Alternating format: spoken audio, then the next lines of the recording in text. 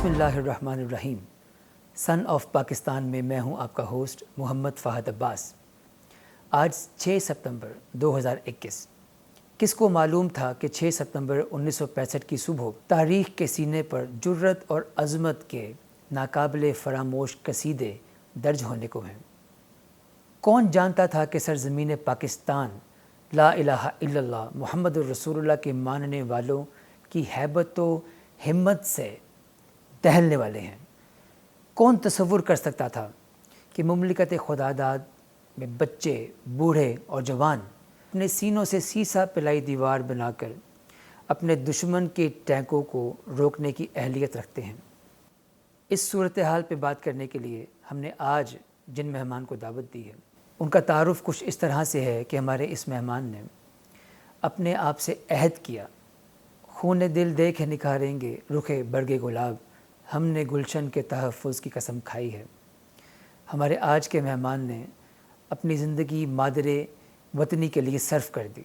اور اپنے آپ سے عہد کیا کہ آج سے میں میرا بھی نہیں بلکہ میری آن بان شان میرے ملک پر مٹ جانے سے ہے۔ اسی زمرے میں سر پر ٹوپی پہنی، ہاتھ میں بندوق اٹھائی اور خاکی وردی پہنے فوج میں داخل ہو گئے۔ جی ہاں، آپ کی بہت سی محبتوں میں بریگیڈیئر ریٹائر وحید الزمان طارق۔ السلام علیکم سر۔ وعلیکم السلام۔ امید کرتے ہیں آپ خیریت سے ہوں گے۔ تھینک یو ویری مچ، اللہ کا شکر ہے۔ یہ آج کس نے ہم سے لہو کا خراج پھر مانگا، ابھی تو سوئے تھے مقتل کو سرخرو کر کے۔ سر، پاکستان 14 اگست 1947 کو مرز وجود میں آیا۔ ابھی 18 برس ہی گزرے تھے کہ بھارت اپنے ناپاک ارادے لے کے رات کی تاریکی میں ہماری حدود میں داخل ہوا اور اس قدر مطمئن تھا کہ چند ہی گھنٹوں میں پاکستان کو فتح کر لے گا، لیکن ہمارے سرحدوں کے محافظوں نے ایسے دانت کھٹے کیے کہ لاہور جم خانہ کلب میں جام سے جام ملانے کا جام بہادر کا خواب چکنا چور ہو گیا۔ بھارت کی پاکستان کے لیے اس قدر نفرت اور یہ مکاری اور وہ کیا سوچ کہ اس کو وہ حملہ کرنے پر مجبور ہو گیا، اس کے متعلق کچھ روشنی ڈالیے۔ بہت بہت شکریہ آپ کا۔ دراصل اس کے پس منظر میں اگر جائیں تو مجھے اچھی طرح یاد ہے، میں بچپن میں تھا اور میں نے یہ واقعات اپنی آنکھوں کے سامنے وقوع پذیر ہوتے ہوئے دیکھے ہیں۔ ہوا دراصل یہ تھا کہ 8 اگست سے کشمیر میں حالات جو تھے وہ بڑے خراب ہو گئے تھے اور پاکستان آرمی بتدریج پیش قدمی کرتی جا رہی تھی چھمب کے محاذ پر جوڑیاں پہ، اور ہم اکھنور سے 1 میل کے فاصلے پہ تھے، اور اگر ہم اکھنور پہنچ جاتے تو جموں اور راجوڑی کا زمینی رابطہ منقطع کرنے کے بعد ایک بہت بڑے علاقے کو آزاد کروا لیتے۔ ہمارا یہ خیال تھا کہ چونکہ یہ کشمیر جو ہے یہ ایک متنازع علاقہ ہے اور وہاں کی جو اس وقت ہماری لائن تھی اس کو ہم سیز فائر لائن یا خط متارکہ جنگ کہتے تھے، بعد میں اب کنٹرول لائن ہے اس کا نام۔ تو سیز فائر لائن جو ہوتی ہے وہ کوئی پکی لائن تو نہیں ہوتی، وہ بدلتی رہتی ہے۔ تو اب جب ہم لوگ اس قابل تھے کہ ہم کشمیر میں دور تک پہنچ جاتے تو رات کے اندھیرے میں 6 ستمبر کو بغیر کوئی الٹیمیٹم دیے جو انڈیا کے پرائم منسٹر تھے مسٹر شاستری، لال بہادر شاستری، انہوں نے اپنے commander in chief general Chaudhary کو حکم دیا کہ آپ کراس دی انٹرنیشنل بارڈر، اور ان کی افواج جو تھیں وہ لاہور کی طرف بڑھی، اور شروع میں وہ جو جتنی تیزی سے آئے ہیں کچھ ان کے ٹروپس جو تھے وہ نہر کو پار کر گئے ہیں اور شالامار باغ کے قریب بھی چلے گئے ہیں۔ ایک آدھ ہماری اومنی بس تھی اس کو لیا، لیکن فوراً ان کو ہماری مسلح افواج نے دبوچ لیا ہے اور پھر نہر سے پیچھے ہٹا دیا ہے۔ کافی لوگ اس میں مرے ہیں، انڈیا کے ڈوبے بھی ہیں نہر میں جو ادھر آنے کی کوشش کر رہے تھے۔ ہم نے نہر کے جو پل تھے 3-4 وہ منہدم کر دیے اور اس کے بعد BRB کے دونوں کناروں پر شدید جنگ لڑی، اور اس کے کچھ عرصہ کے بعد ایک آدھ دن کے بعد وہ سیالکوٹ کے محاذ سے آگے بڑھے ہیں، اور ان کا یہ خیال تھا کہ شاید سیالکوٹ کے محاذ سے وہ آگے بڑھتے بڑھتے گجرانوالہ تک جی ٹی روڈ تک پہنچ جائیں گے۔ راجستھان کا میں بھی جنگ شروع ہو گئی ہے، پھر کھیمکرن کا علاقہ، قصور کا، تو مختلف محاذ کھل گئے ہیں۔ کشمیر میں بھی حاجی پیر کا، درہ حاجی پیر، اور یہ جوڑیاں کا علاقہ، چم کا۔ تو پاکستان ایئر فورس جو ہے وہ اگلے دن 7 تاریخ کو حرکت میں آئی ہے پوری طرح، اور پاکستان ایئر فورس نے کامیابی کے ساتھ ہندوستان کی فضائیہ کو مفلوج کر کے رکھ دیا۔ ماشاءاللہ۔ اور اس کے بعد پھر خدا کا شکر ہے کہ ہم نہ صرف اپنے وطن کے دفاع میں کامیاب ہو گئے، ہم نے دانت بھی کھٹے کیے، ان کے جنگی قیدی بھی ہمارے پاس آئے، اور پھر مشرقی پاکستان جو اس وقت ہمارا ابھی بنگلہ دیش ہے، مشرقی پاکستان تھا، وہاں سے بھی ہم نے فضائی حملے کیے ہیں، کلکتہ تک، ڈمڈم ایئرپورٹ تک اور دوسرے علاقوں تک، اور سمندری طور پہ بھی ہماری برتری رہی ہے، اور تقریباً ہم نے مشرق اور مغرب سے بھارت کی فضائی اور بحری ناکہ بندی بھی کر رکھی تھی۔ ماشاءاللہ۔ اور جہاں تک فوج کا تعلق تھا، فوج جنگ لڑ رہی تھی۔ پہلا موقع تھا پاکستان بننے کے بعد کہ پاکستان آرمی کو ایک بہت بڑے چیلنج کا سامنا کر، اتنی بڑی فوج ہمارے پاس تھی نہیں، لیکن اس کے باوجود ہمارے پاس اسلحہ بھی تھا پرانا، انڈیا کے پاس اور زیادہ پرانا تھا۔ ٹینکوں کی سب سے بڑی جنگ جو ہے وہ چونڈا میں لڑی گئی، اور جس طرح وہ 500-600 ٹینکوں کو لے کے آئے تھے، اور یہ ممکن نہیں تھا ان کو روکنا، لیکن رات کی سیاہی میں جس طرح ہمارے فوجیوں نے جان کی بازی لگاتے ہوئے ان کے ٹینکوں کو ہٹ کیا ہے، اور چونڈا کا جو میدان ہے وہ انڈیا کے جو ٹینک تھے ان کا قبرستان بن گیا ہے، اور عرصہ دراز تک ان کے ٹینک جو تھے ٹوٹے پھوٹے وہ وہاں پہ نظر آتے رہے ہیں۔ لیکن اللہ تعالیٰ کا شکر ہے کہ یہ قوم اس میں سرخرو ہوئی، قوم ساری متحد تھی، عوام جو تھے وہ پرجوش تھے، پرعزم تھے، اور ہمارے اندر مشرق اور مغرب میں کوئی اختلاف نہیں تھا اس وقت۔ اللہ تعالیٰ بھی اسی قوم کی مدد کرتا ہے جو اپنی مدد خود کرتی ہے۔ تو یہ ایک مختصراً واقعہ تھا جو ہم نے 1965 میں دیکھا،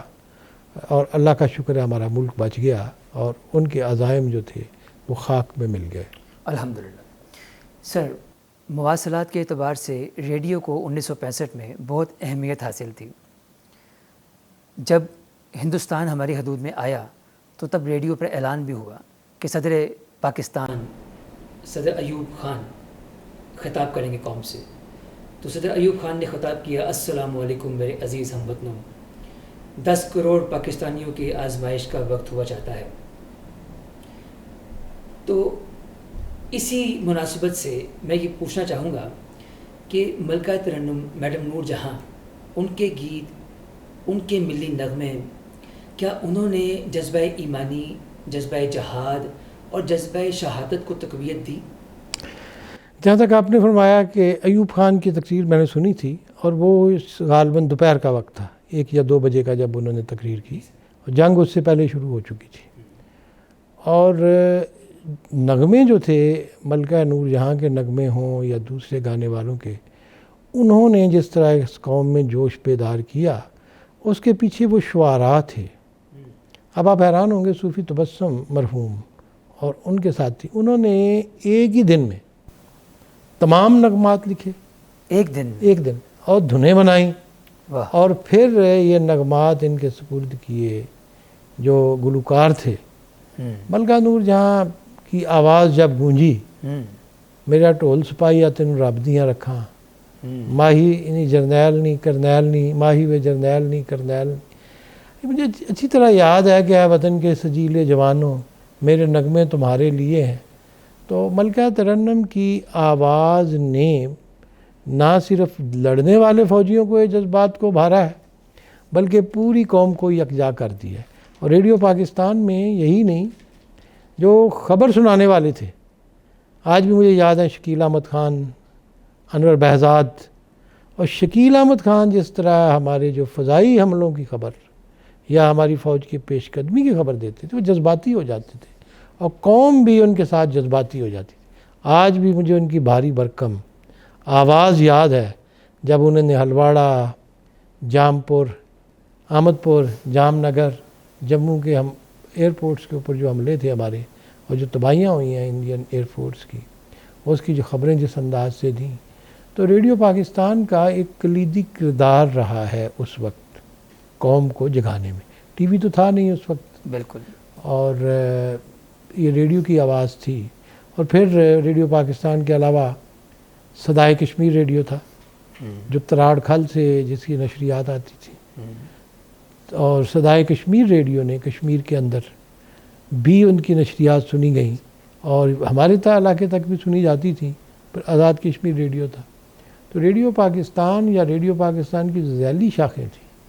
ان کے کردار کو کبھی بھی فراموش نہیں کیا جا سکے گا۔ کس کی ہمت ہے ہماری پرواز میں لائی کمی، ہم پروازوں سے نہیں حوصلوں سے اڑا کرتے ہیں۔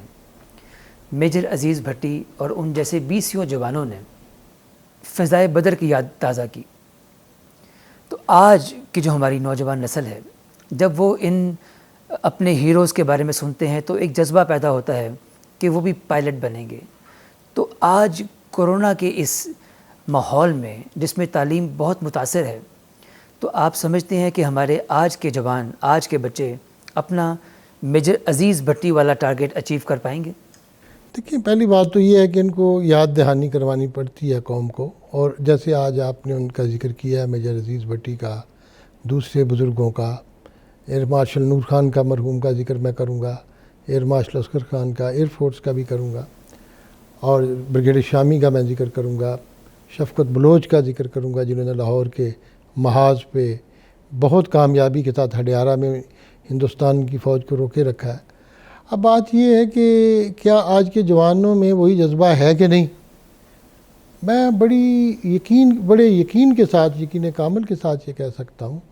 کہ جذبہ ہے، لیکن اس جذبے کو چینلائز کرنا اور مثبت انداز سے اس جذبے کو آگے بڑھانا اور قوم میں نظم و ضبط پیدا کرنا، وہ اس وقت کی اہم ضرورت ہے۔ جب وہ جنگ ہوئی تھی تو مجھے اسی طرح یاد ہے کہ اسکول میں 1 سال تک فوجی مشقیں ہوتی رہیں، ٹریننگز ہوتی رہی، شہری دفاع تھا، پھر قوم کو نظم و ضبط کی تلقین کی گئی۔ اس وقت جو ہمارا مسئلہ ہے وہ یہی ہے کہ ابھی ہمارے ہاں تنظیم کی بھی کمی ہے، یقین محکم کی بھی کمی ہے، اور عمل کی بھی کمی ہے۔ اور قوم کو اگر واپس لایا جا سکے، میں یقین کے ساتھ کہتا ہوں کہ وہ جذبہ بیدار کیا جا سکتا ہے۔ نوجوانوں کے اندر وہ چنگاری موجود ہے، لیکن اس چنگاری کو جلانے کے لیے ایک ایندھن جو ہے اس کی ضرورت ہے، اور وہ ایندھن ہے ایک جسے کہتے ہیں اس خون کی گرمی کے لیے ان واقعات کو دوبارہ دہرانا، تاریخ سے ان کو روشناس کرانا،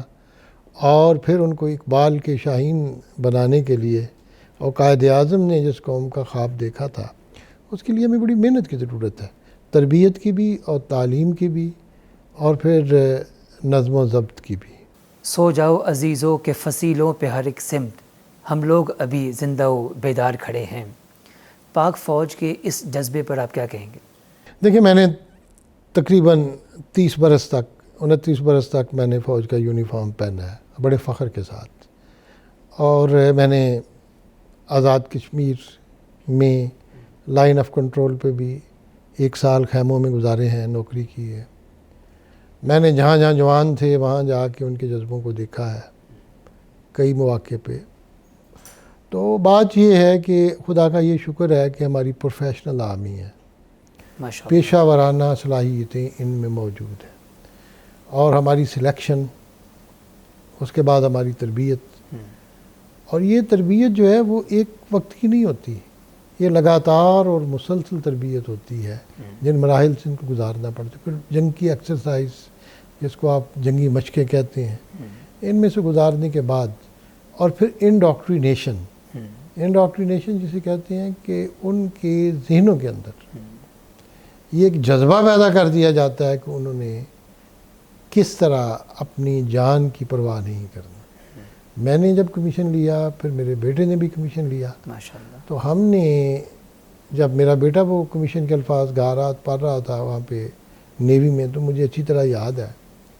مجھے اپنا وہ وقت یاد آ گیا کہ ہم اس وطن کی خاطر اگر جان بھی دینا پڑی واہ، تو جان دینے سے بھی گریز نہیں کریں گے۔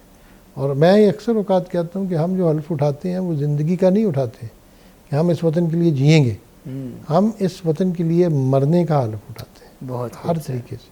اور اس حلف کی پاسداری کے لیے جب بھی وقت آتا ہے تو یہ فصیلوں پہ کھڑے نوجوان، فصیلوں پہ کیا، مورچوں میں کھڑے نوجوان، اور مورچوں کے اندر جب آپ اس کا اندازہ نہیں کر سکتے، شدید گرمی کی حالت میں،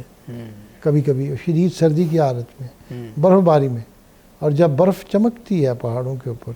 تو ان کی آنکھوں کی جو بینائی پہ اثر انداز ہوتی ہے، ان کے گوگلز، آپ سیاچین کا اندازہ ہی نہیں کر سکتے کہ -30 پہ -40 ٹیمپریچر پہ کس طرح یہ لوگ اپنے آپ کو کھڑے رکھتے ہیں، اور اگر یہ لوگ کسی طرح سو جائیں، خدا نخواستہ ذرا سی بھی ان میں کمی رہ جائے، کمزوری ہو، تو پھر یہ ملک جو ہے وہ اس کا دفاع نہیں ہو سکتا۔ لیکن ابھی تک آپ نے دیکھا اگر یہ قائم ہے ملک، جس طریقے سے ہم دشمنوں میں گھرے ہوئے ہیں چاروں طرف سے، دونوں طرف سے ہمارے لیے مشکلات تھیں، اور بھارت سے ہم آج کل کے حالات، میں پہلی بات تو یہ کہوں گا کہ جہاں تک ہندوستان کا تعلق ہے، مجھے جانے کا موقع ملا ہے فوجی یونیفارم میں آفیشلی، وہاں بھی بڑے اچھے لوگ ہیں، سب لوگ وہاں بھی نہیں ان کی دلوں میں نفرت، لیکن بدقسمتی سے جو موجودہ حکومت ہے ان کی، اس کی جو فلسفی ہے یا فلسفہ ہے ہندوتوا کا، وہ ایک لحاظ سے نفرت کا فلسفہ ہے، اور نفرت جو ہے وہ خطرناک صورت اختیار کر لیتی ہے۔ جو ہندوستان میں مسلمانوں کے حالات ہیں وہ آپ کے سامنے ہیں، کشمیر میں جو مسلمانوں پہ بیت رہی ہے وہ بھی آپ کے سامنے ہے، جو کہ سید علی گیلانی کے لاش کے ساتھ ہوا ہے وہ بھی آپ کے سامنے ہے۔ جی بالکل، حال ہی میں ان حالات میں ہم اگر ایک پہلے درجے کے شہری ہیں باعزت طور پر ایک وطن کے، تو کس وجہ سے؟ اس وطن کی وجہ سے، بے شک، اور اس وطن کو بچانا بھی ہمارا فرض ہے، اور فوج کے اندر میں آپ کو یقین دلاؤں یہ جذبہ موجود ہے اور موجود رہے گا انشاءاللہ۔ انشاءاللہ۔ سر آخری سوال، سر اس جنگ میں ہندوستان نے بہت کچھ کھویا، اپنے ٹینک تباہ کروائے، اپنے فوجی ہلاک کروائے، ہم نے بھی بہت کچھ کھویا، لیکن اگر ہم تاریخ کی ورق گردانی کریں تو معلوم ہوتا ہے کہ ہم نے ایک چیز حاصل کی، ہمیں عطا ہوئی، ہماری تمام مذہبی جماعتوں میں اتفاق ہو گیا اس جنگ کے موقع پر، تو اس پر کچھ روشنی ڈالیے۔ دیکھیے، صرف مذہبی جماعتوں میں نہیں، سیاسی جماعتوں میں بھی، اور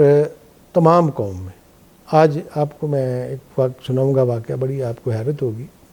کہ پاکستان جب وجود میں آیا ہے تو ایک ہی ملک تھا جس نے پاکستان کی مخالفت کی تھی اقوام متحدہ میں جانے پہ، وہ تھا افغانستان، اور ڈیورن لائن پہ وہ ہمیشہ ہمارے خلاف رہے۔ لیکن جب جنگ ہوئی ہے 1965 کی، تو ظاہر شاہ نے پاکستان کو یقین دلایا ہے کہ وہ پاکستان پہ حملہ آور نہیں ہوں گے، اور انہوں نے کہا کہ آپ ہماری طرف سے محفوظ ہیں۔ تو مسلمان قوموں میں اگر آپ دیکھیں، انڈونیشیا، ٹرکی، اس وقت کا ایران، اس وقت کا میں بات کر رہا ہوں،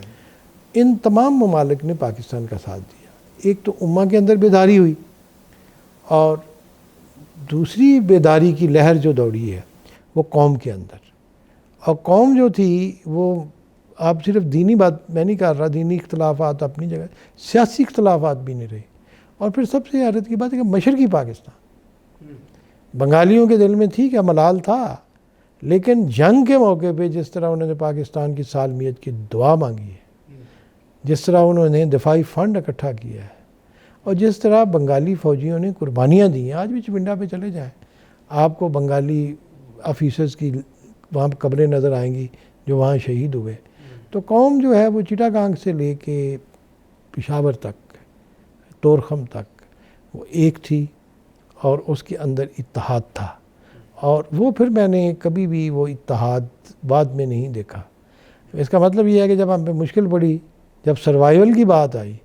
ہم ایک ہو گئے، لیکن ہم نے سروائیول کے لیے ایک ہوئے، لیکن میں یہ آپ کو پیغام دینا چاہتا ہوں کہ ایک ہو کے سروائیو کر سکتے ہیں، ہم آپس میں لڑ کے سروائیو نہیں کر سکتے۔ بالکل۔ تو آج اب بے شک بلوچ ہوں، پٹھان ہوں، سندھی ہوں، کشمیر کے رہنے والے ہوں، شمالی علاقے کے لوگ ہوں، پنجاب کے ہوں، سرائکی سپیکنگ ہوں، آج ہمیں ایک قوم ہونا ہوگا، اور اگر ہم متحد ہو جائیں تو پھر ہمیں دنیا کی کوئی طاقت شکست نہیں دے سکتی۔ سر بہت پیارا پیغام آپ نے ہماری قوم کو دیا۔ آج آپ سے مل کر، آپ سے بات کر کے میں بہت متاثر ہوں۔ آپ کا علم و ادب، آپ کی فہم و فراست، میں اس کا قائل ہو گیا ہوں، اور میں امید کرتا ہوں کہ ہمارے ناظرین اور بالخصوص ہماری نوجوان نسل جنہوں نے آپ کو آج سنا، انہوں نے آپ سے بہت کچھ سیکھا ہوگا، اور وہ چاہتے ہوں گے کہ یقیناً آپ جیسا بن پائیں۔ اس شعر کے ساتھ اجازت دیتے ہیں کہ واللہ کہ یہ ملک خدا داد رہے گا، آزاد ہے، آزاد تھا، آزاد رہے گا۔ اپنے ہوسٹ کو اجازت دیجیے۔ اللہ حافظ۔ اللہ حافظ۔